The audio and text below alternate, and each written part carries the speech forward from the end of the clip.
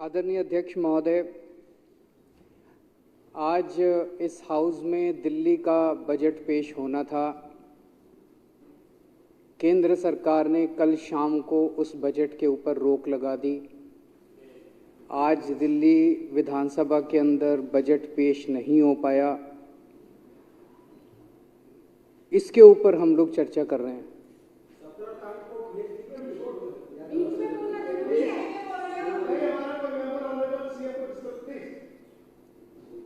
इसके ऊपर हम चर्चा कर रहे हैं। मैं समझता हूं बाबा साहब अंबेडकर जब संविधान लिख रहे थे, उन्होंने शायद सपने में भी नहीं सोचा था कि एक ऐसी सिचुएशन भी संविधान जो है वो तरह तरह की सिचुएशन से डील करता है।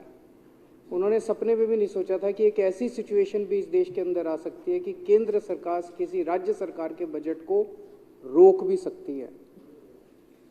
एक ऐसा कॉन्स्टिट्यूशनल क्राइसिस, मैं तो कहूँगा ये कॉन्स्टिट्यूशनल क्राइसिस भी नहीं है, it is an attack on the constitution of this country. इस देश के संविधान के ऊपर हमला किया गया है। ये कहा जा रहा है, ये डेट्स सारी बताई जा रही हैं। 10 तारीख को दिल्ली सरकार ने बजट सेंटर को भेजा। 17 तारीख को सेंटर ने कुछ ऑब्जेक्शंस लगा के वो बजट दिल्ली सरकार को भेजा। अभी माननीय लीडर ऑफ अपोजिशन साहब कह रहे थे कि एलजी साहब ने कुछ ऑब्जेक्शंस लगाए। संविधान के अंदर एलजी को कोई ऑब्जेक्शन लगाने का अधिकार नहीं है। He is bound by aid and advice of the council of ministers. Supreme court का आदेश है। एक मिनट, मेरे को पूरा, मैं 1 मिनट पूरी कर लेता हूँ। हाँ, 1 मिनट। लीडर ऑफ अपोजिशन कह रहे हैं ऑब्जेक्शन नहीं, ऑब्जर्वेशन। चलो कोई बात नहीं।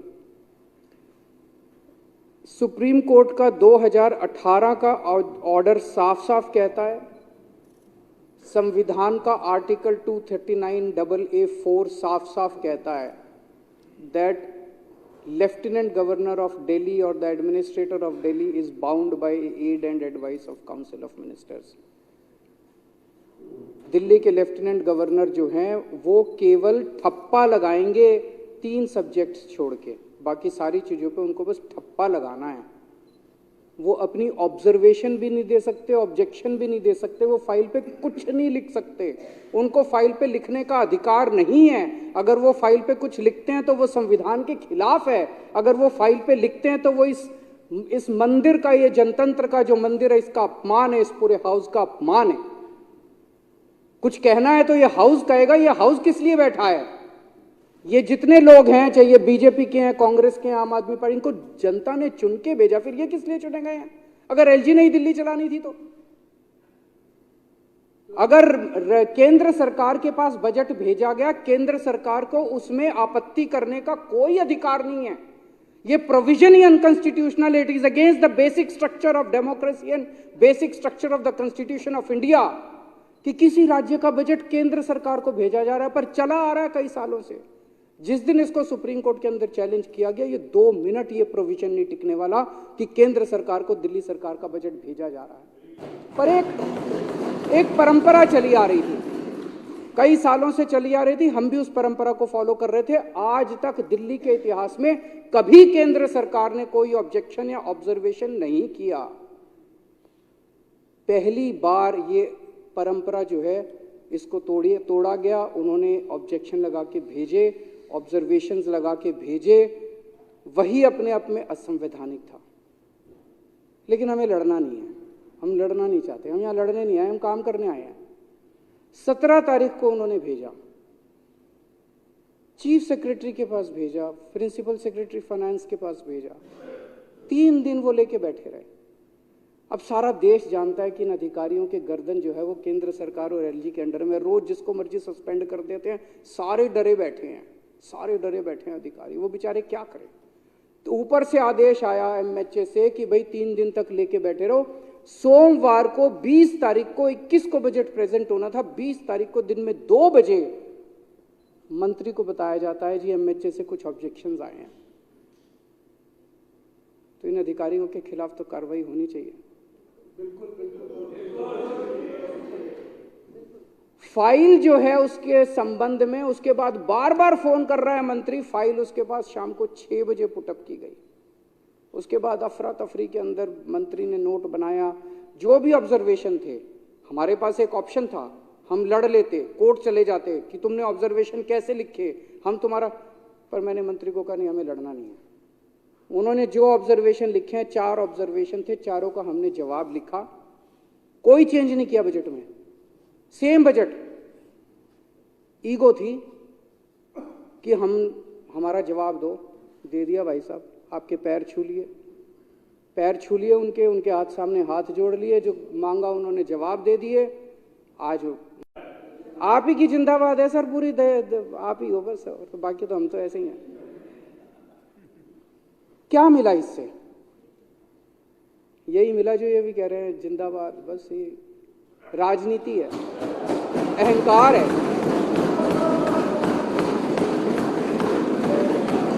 खुश हो गए भाई, केजरीवाल को झुका दिया। हाँ जी, हम तो हमेशा ही झुके हुए हैं। जनतंत्र में झुकना ही एक, जनता के सामने भी झुकना चाहिए, सबके सामने झुकना चाहिए। अहंकार सेटिस्फाई करने के अलावा कुछ हुआ? कुछ भी नहीं हुआ। कोई, कल ये मैं देख रहा था, टीवी चैनलों में चल रहा था कि इन्होंने इंफ्रास्ट्रक्चर से ज्यादा एडवर्टाइजिंग का बजट कर दिया, हमने इनको ठीक करने को बोला है। यही चल रहा था ना टीवी चैनलों में कि जी एडवर्टाइजिंग का बजट इन्होंने इंफ्रास्ट्रक्चर से ज्यादा कर दिया, हमने इनको ठीक करने को बोला है। उसमें बजट के अंदर 20,000 करोड़ तो इंफ्रास्ट्रक्चर पे है, 500 करोड़ एडवर्टाइजिंग पे है। अब ये 520,000 से ज्यादा होता है, ये तो हमने नहीं सुना था। इन्होंने ऊपर से लेके नीचे तक अनपढ़ों की जमात बिठा रखी है। इसी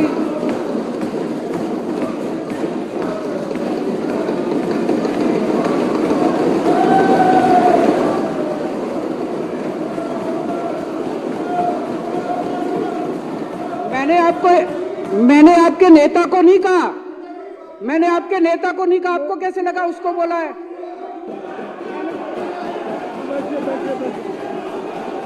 ठीक है, अच्छा है।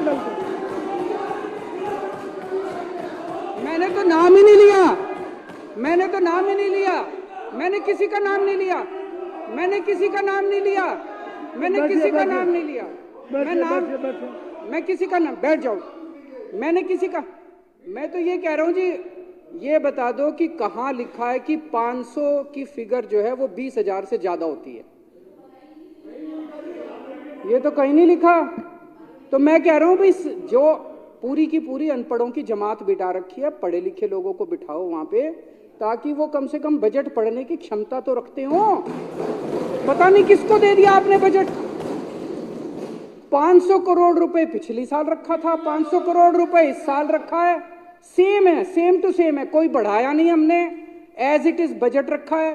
कहते हैं कल से चला रखा है बजट, एडवर्टाइजिंग का बजट बढ़ा दिया, एडवर्टाइजिंग का बजट इंफ्रास्ट्रक्चर से ज्यादा, कहां कर दिया?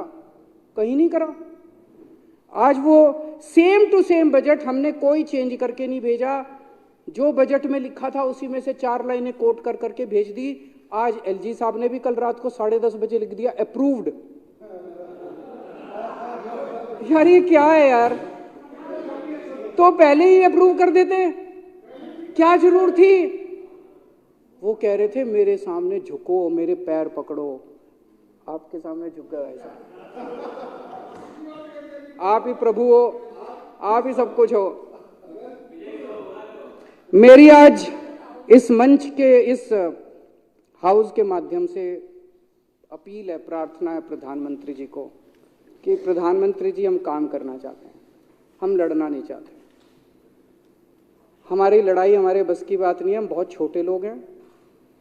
राजनीति में हम लड़ने के लिए नहीं आए, हमें राजनीति करनी नहीं आती। इस रोज रोज की लड़ाई से कुछ नहीं निकल रहा। जिस घर में लड़ाई होती है वो घर बर्बाद हो जाते हैं, जिस राज्य में लड़ाई होती है वो राज्य बर्बाद हो जाते हैं, जिस देश में लड़ाई होती है वो देश बर्बाद हो जाते हैं। लड़ाई से किसी का कहां भला हुआ है? कभी भला हुआ है? सबसे बना के रखनी चाहिए, सब मिलजुल के काम करेंगे, तरक्की होगी। दिल्ली ने इतना, कल आज मैं अखबारों में पढ़ रहा था, कल हमारे माननीय वित्त मंत्री जी ने इकोनॉमिक सर्वे प्रेजेंट किया, इतनी तरक्की की दिल्ली ने, देश का जो एवरेज है उससे कहीं ज्यादा आगे जाके तरक्की कर रही है दिल्ली, इतनी तरक्की कर रही है, इतनी तरक्की कर रही है। सोचो अगर ये रोज रोज के झगड़े नहीं होते तो 10 गुना तरक्की हो चुकी होती अभी तक जितनी तरक्की। हमारा डोर स्टेप डिलीवरी राशन करना चाहते थे हम, वो रोक दिया। किसका फायदा हुआ? जो राशन वाले चोरी करते थे, राशन माफिया था, उसका फायदा हुआ, जनता का फायदा तो नहीं हुआ। क्या फायदा हुआ उसका? Door step delivery of ration करने का, रोकने का। दिल्ली के अंदर 17,000 लोगों को डेली हम योगा कराया करते थे। डेली 17,000 लोगों को दिल्ली सरकार फ्री में योगा कराती थी। प्रधानमंत्री जी ने कह के वो योगा क्लासेस बंद करा दी। किसका फायदा हुआ जी? किसी का तो फायदा नहीं हुआ। 17,000 लोगों ने अगर योगा करना बंद कर दिया, आज भी याद करते हैं, मेरे को मिलते हैं, आज भी याद करते हैं। किसका फायदा हुआ? किसी का फायदा नहीं हुआ। हम अपने टीचर्स को, दिल्ली का शिक्षा जो व्यवस्था है उसकी तारीफ पूरे देश के अंदर हो रही है, पूरी दुनिया के अंदर हो रही है। उसका एक बहुत बड़ा कारण है हमारे टीचर्स और हमारे प्रिंसिपल्स ने चमत्कार करके दिखाया है। 60,000 टीचर्स, उन्होंने चमत्कार करके, उनको हम ट्रेनिंग करने के लिए विदेश भेजते हैं, फिनलैंड भेजते हैं। आपने उनकी फिनलैंड की ट्रेनिंग रोक दी। किसका फायदा हुआ? किसी का फायदा नहीं हुआ। गरीबों के बच्चे अच्छे पढ़ना चालू हुए थे, बड़े इतने 75 साल के बाद गरीबों के बच्चों को अच्छी शिक्षा मिलनी चालू हुई थी। क्या फायदा हुआ? टीचर्स की ट्रेनिंग रोकने से किसका फायदा हो रहा है? क्यों लड़ रहे हो हमारे साथ यार? पिछले साल कई महीनों तक मोहल्ला क्लिनिक में टेस्ट की पेमेंट बंद करा दी, रेंट की पेमेंट बंद करा दी, बिजली के बिलों की पेमेंट बंद करा दी, दवाइयों की पेमेंट बंद करा दी। मोहल्ला क्लिनिक में, अस्पतालों में कितने मरीज सफर किए, कितने मरीज सफर किए। किसका फायदा हुआ? किसी का फायदा नहीं हुआ। फरिश्ते स्कीम थी, किसी का एक्सीडेंट हो जाए तो उसको हम फ्री में इलाज कराया करते थे। 13,000 से ज्यादा जान बचा चुके हैं उस स्कीम के अंदर हम लोग। उस स्कीम की पेमेंट बंद करा दी। बताओ, उस स्कीम की पेमेंट बंद करा दी। मरते हुए आदमी को अगर हम जान देने की कोशिश कर रहे थे, उसकी पेमेंट बंद करा दी। किसका फायदा हुआ प्रधानमंत्री जी? अभी जैसा हम लोग देख रहे हैं कि बजट रोक दिया, मेयर के चुनाव बंद करा दिए। मैं प्रधानमंत्री जी से कहना चाहता हूं, आप बहुत बड़े हैं, हम बहुत छोटे हैं। एक छोटी सी दिल्ली चला रहे हैं, हमें अपनी दिल्ली चलाने दो। आप बहुत बड़े हो, बहुत बड़ा काम कर रहे हो, पूरे देश के अंदर काम कर रहे हो। आप अपना काम करो ना, हमें अपना काम करने दो। उनको तकलीफ ही है कि दिल्ली में बार बार आम आदमी पार्टी क्यों जीत रही है। उनको तकलीफ ही है कि बार बार दिल्ली में बीजेपी क्यों हार रही है। मैं प्रधानमंत्री जी को कहना चाहता हूं कि अगर आप दिल्ली जीतना चाहते हो तो मैं आज आपको मंत्र देता हूं दिल्ली जीतने का।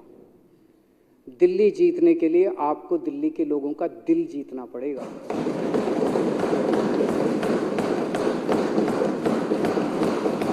ये रोज रोज लड़ाई झगड़े करने से दिल्ली वाले आपको वोट नहीं देने वाले। मैंने अगर दिल्ली में 1000 स्कूल ठीक कर दिए, आपके पास तो बहुत पैसा है, आप 1000 नए स्कूल बना दो, देखो लोग केजरीवाल को वोट देना बंद कर देंगे।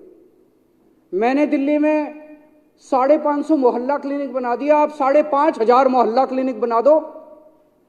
लेकिन अगर आप केजरीवाल के 550 मोहल्ला क्लिनिक रोकने की कोशिश करोगे, अगर आप हमारे स्कूलों को रोकने की कोशिश करोगे और फिर सोचोगे मैं दिल्ली जीत लूं, इस जन्म में तो नहीं जीत पाओगे मोदी जी। हमसे लंबी लकीर खींचो, जो काम हमने किए उससे लंबी लकीर खींचो। आज इस पूरे सदन की ओर से मैं प्रधानमंत्री जी को कहना चाहता हूं, हम आपके साथ मिलकर काम करना चाहते हैं। हम आपसे लड़ना नहीं चाहते, हमारे को लड़ाई करनी नहीं आती, हमको राजनीति करनी नहीं आती। हम आपसे मिलकर काम करना चाहते हैं, आपसे सहयोग चाहते हैं। हम बहुत छोटे हैं, जैसे परिवार में होता है। दिल्ली के लोग जो हैं आपके सामने छोटे भाई की तरह हैं, लेकिन कह रहे कोई बड़ा भाई रोज आके छोटे भाई को 2 थप्पड़ मारेगा, रोज आके उसको डांटेगा, तो छोटा भाई भी बेचारा कब तक बर्दाश्त करेगा।